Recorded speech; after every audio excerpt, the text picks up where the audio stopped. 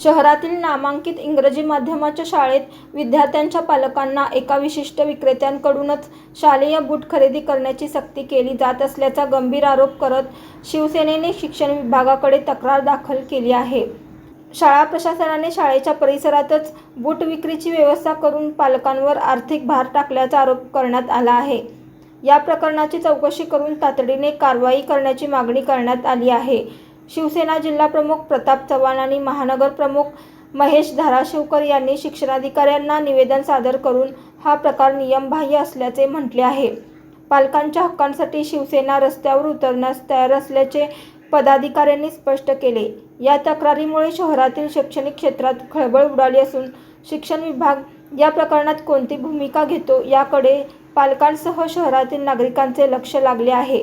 अशाच नवनवीन अपडेटसाठी जनता राज्य न्यूज चॅनलला सबस्क्राईब करा, लाईक करा आणि शेअर करायला विसरू नका।